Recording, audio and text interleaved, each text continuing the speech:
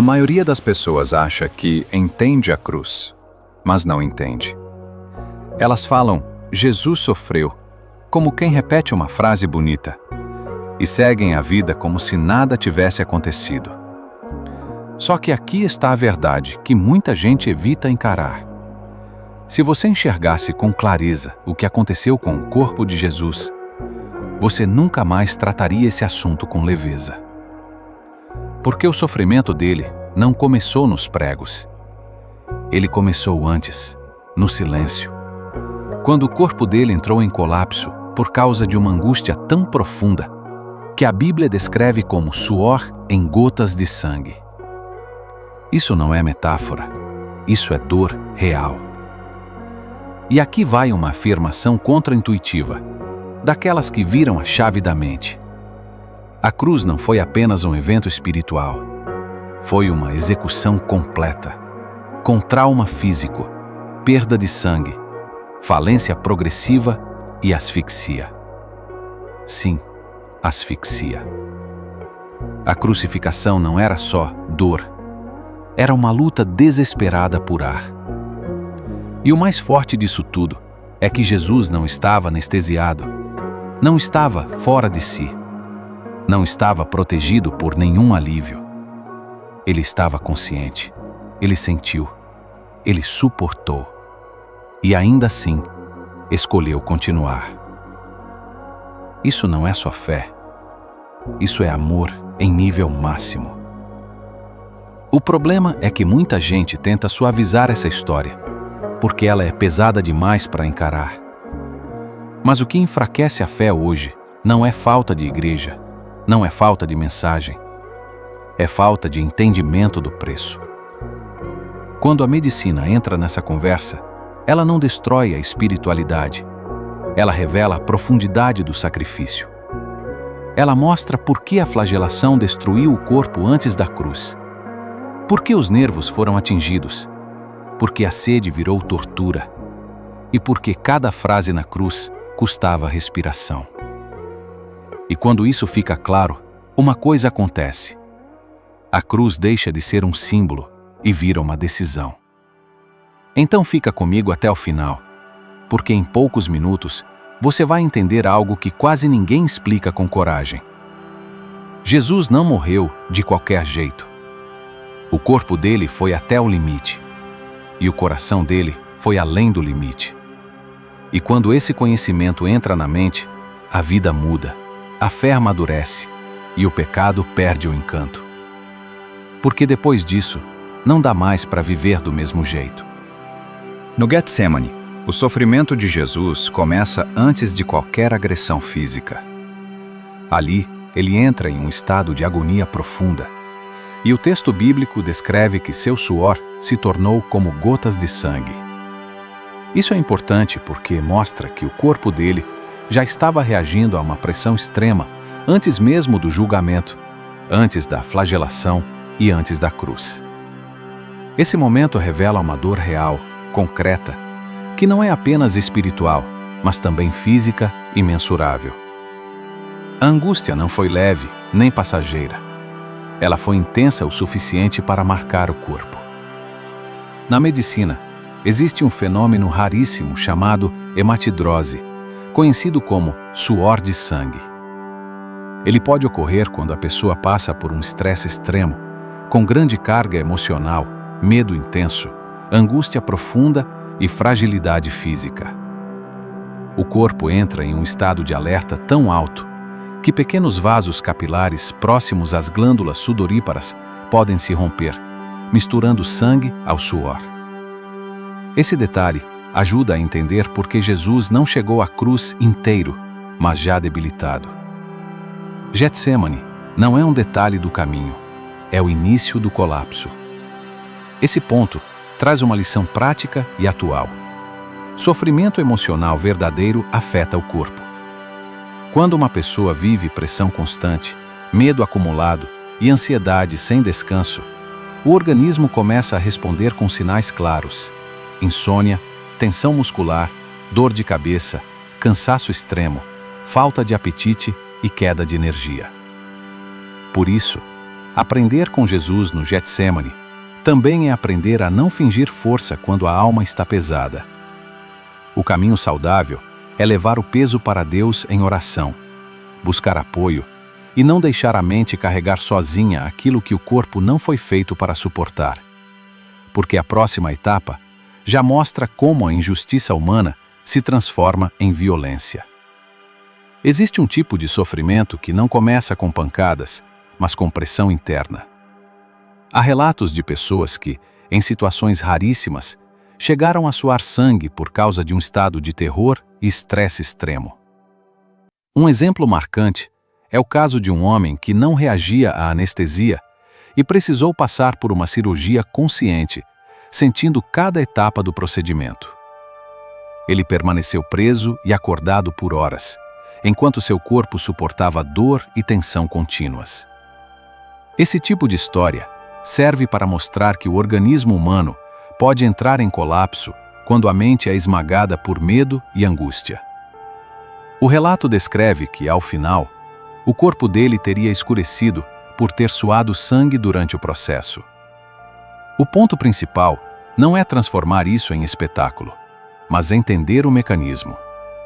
Quando o corpo é colocado em um nível extremo de estresse, ele responde com sinais profundos e violentos. A mente e o corpo não funcionam como duas coisas separadas. Eles trabalham juntos o tempo inteiro. Por isso, quando a Bíblia descreve Jesus em agonia no Getsêmani, isso não significa apenas tristeza, mas uma pressão tão intensa que o corpo reagiu de forma rara. A dor emocional pode se tornar física, e isso muda completamente a forma de enxergar aquele momento. A aplicação prática desse trecho é direta. Medo prolongado adoece. Quando uma pessoa vive sob estresse constante, o corpo mantém hormônios de alerta elevados, o sono piora, o coração acelera, a respiração encurta e a energia vai embora. Por isso, cuidar da mente não é luxo, é sobrevivência. E a fé entra como ferramenta real de sustentação. Oração, leitura bíblica diária, silêncio, descanso e apoio de pessoas maduras ajudam a reorganizar o interior. E quando a história avança para o julgamento de Jesus, fica ainda mais claro como a pressão emocional abre caminho para a violência física que vem logo em seguida. Depois do Getsêmani, o relato entra em uma fase onde a dor deixa de ser apenas interna e passa a ser também pública. Jesus é levado de um lado para o outro, tratado como culpado antes mesmo de qualquer prova. E o que se vê é um processo montado para condenar. Esse tipo de injustiça não machuca só a reputação, ela machuca a mente e o corpo. A pessoa entra num estado de tensão constante, esperando o próximo golpe, a próxima humilhação, o próximo abuso. E isso já vai desgastando cada parte do organismo. Quando Jesus chega diante de Pilatos, existe uma tentativa de aliviar a pressão, mas ela não dura. Pilatos cede ao clamor e a decisão é tomada. A flagelação será o caminho. Na prática, isso significa que o corpo de Jesus seria submetido a uma violência planejada, com método e intenção de destruir. E é aqui que a medicina ajuda a entender. O corpo humano não aguenta tudo. Ele entra em colapso por etapas.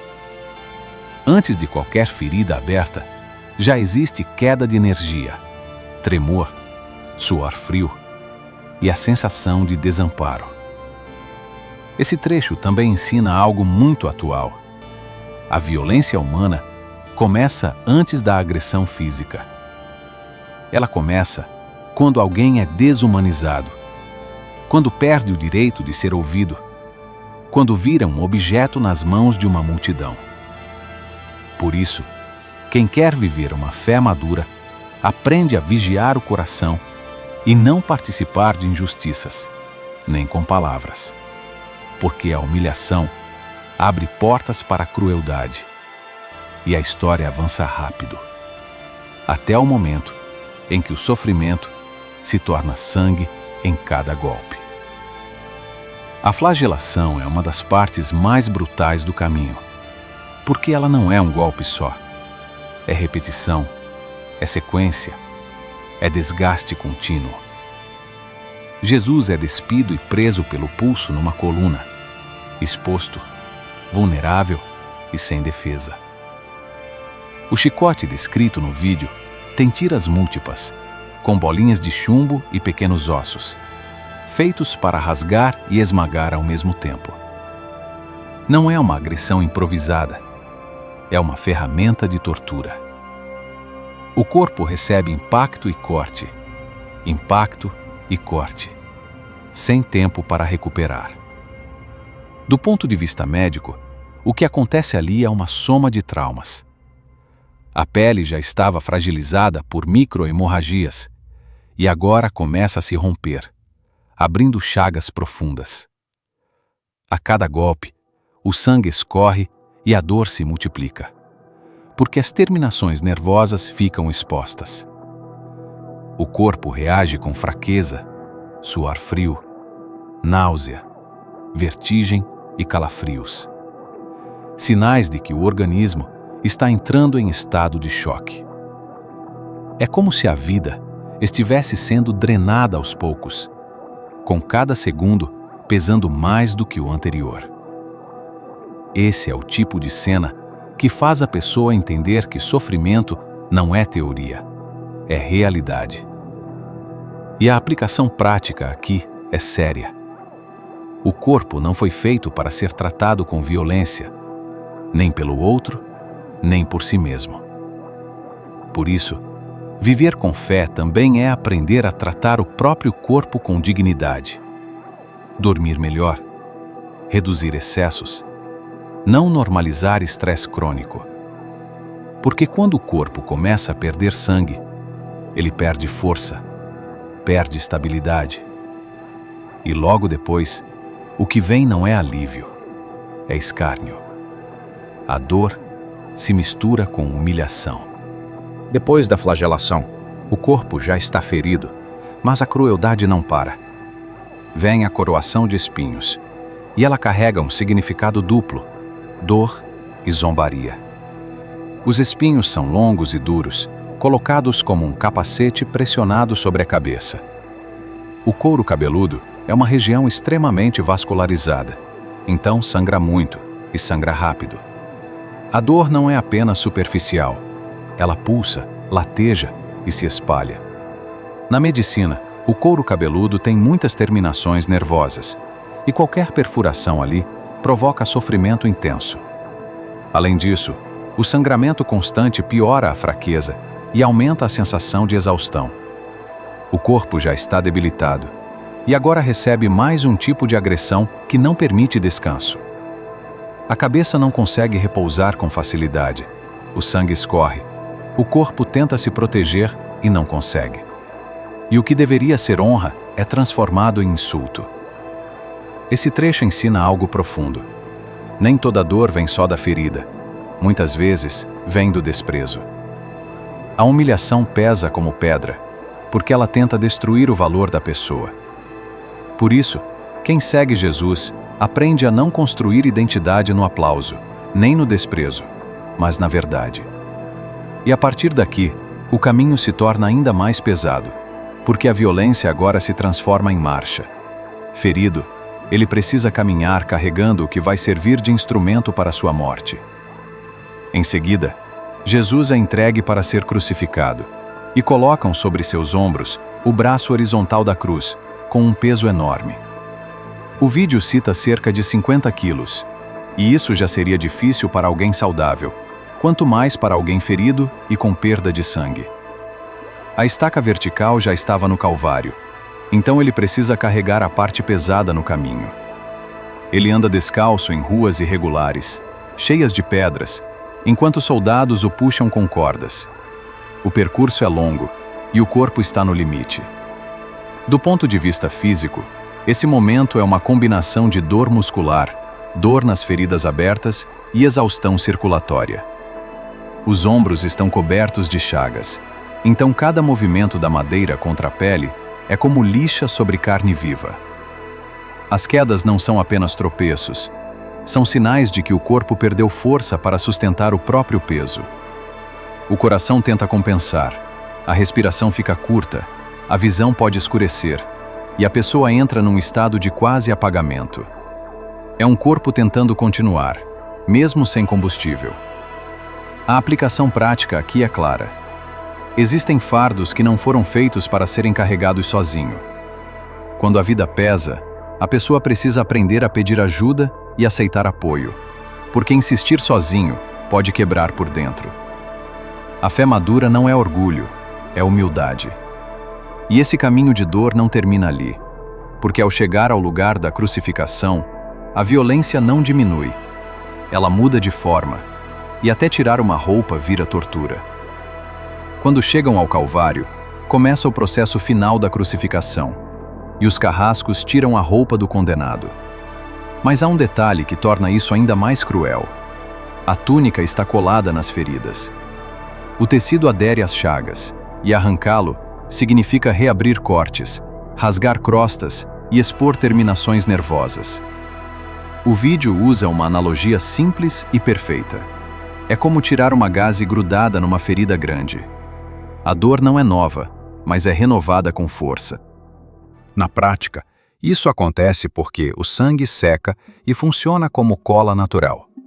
O corpo tenta cicatrizar, mesmo em meio ao caos. E quando o tecido é arrancado, ele destrói o que o organismo estava tentando reconstruir. Isso causa dor aguda e também aumenta o sangramento, piorando ainda mais a fraqueza. O corpo perde mais líquidos, a boca seca, a garganta aperta e a exaustão aumenta. O sofrimento aqui é tão intenso que pode levar a desmaios, porque o sistema nervoso entra em sobrecarga. Esse ponto ensina algo importante. A dor aumenta quando aquilo que deveria proteger vira agressão. Uma roupa vira tortura, um gesto simples vira violência. Por isso, sabedoria é aprender a não colocar peso onde já existe ferida, nem nos outros, nem em si mesmo. E quando o corpo de Jesus é colocado sobre a madeira, as chagas raspam na cruz. E o próximo passo não é simbólico. É a perfuração que atinge nervos e transforma cada movimento em dor. Com o corpo deitado na cruz, as feridas das costas entram em contato com a madeira áspera, e isso por si só já é sofrimento. O vídeo descreve que os algozes fazem um furo com broca para facilitar a entrada do prego. Em seguida, um prego longo é cravado no pulso, atravessando estruturas extremamente sensíveis. O detalhe médico mais marcante é a lesão do nervo mediano, responsável por parte importante da sensibilidade e movimento da mão. Esse tipo de lesão produz uma dor aguda, que se espalha como um choque pelo braço inteiro. Na medicina, dor nervosa é diferente de dor comum. Ela é mais intensa, mais elétrica, mais difícil de suportar, porque o nervo transmite sinais direto para o cérebro como um alarme sem botão de desligar. O vídeo explica que o nervo não é destruído totalmente, então ele continua em contato com o prego. Quando o corpo é suspenso, o nervo estica, e cada movimento do corpo faz esse nervo vibrar em sofrimento. A analogia usada é forte e fácil, como uma corda de violino esticada, vibrando a cada solavanco. Aqui se aprende algo valioso. Existem dores que não aparecem por fora, mas dominam por dentro. E por isso a fé não pode ser rasa, porque quem sofre assim não precisa de frases prontas, precisa de presença e compaixão. O corpo agora está preso, suspenso, e não existe posição confortável. A dor não é apenas no ponto do prego, ela se espalha para todo o sistema. E logo em seguida, o que vem é ainda mais cruel. O corpo começa a lutar por ar, e respirar vira um trabalho pesado. Ao meio-dia, Jesus sente sede, e isso é descrito como consequência de horas sem beber e de muita perda de sangue. A desidratação deixa a boca seca, os lábios rachados e a garganta incapaz de engolir com facilidade. Um soldado oferece uma bebida ácida numa esponja, algo comum entre militares, mas naquele estado, isso se torna mais uma forma de sofrimento. O corpo já está em colapso e qualquer estímulo vira dor. A sede não é apenas vontade de beber, é o organismo pedindo socorro. O vídeo descreve um fenômeno físico assustador. Os músculos começam a endurecer e travar. Primeiro braços, depois abdômen, depois músculos entre as costelas e, por fim, os músculos respiratórios. A respiração fica curta, porque o ar entra, mas não consegue sair direito. É por isso que o vídeo diz que Jesus tinha sede de ar, como alguém em crise asmática, tentando puxar fôlego e não conseguindo. Essa parte explica o que muitos não sabem. A crucificação mata por asfixia progressiva. E aqui entra um detalhe que aumenta o impacto. Para falar, Jesus precisava se levantar apoiado nos pés pregados. Isso aliviava a tensão dos braços por alguns segundos e permitia uma respiração mais profunda. Ou seja, cada frase pronunciada custava dor e esforço. Isso ensina algo poderoso. Amor não é discurso bonito, é decisão com custo. E nesse momento, as palavras de Jesus não são frases soltas. Elas são declarações arrancadas do corpo com sacrifício. E é justamente por isso que as frases finais carregam um peso que atravessa gerações. O vídeo enfatiza que Jesus pronunciou 7 frases na cruz, e cada uma delas exigiu esforço físico extremo. Não era apenas abrir a boca e falar, era levantar o corpo para conseguir ar, suportando a dor dos pregos e da tensão muscular. O corpo estava desidratado, ferido e exausto, mas ainda assim ele escolheu comunicar.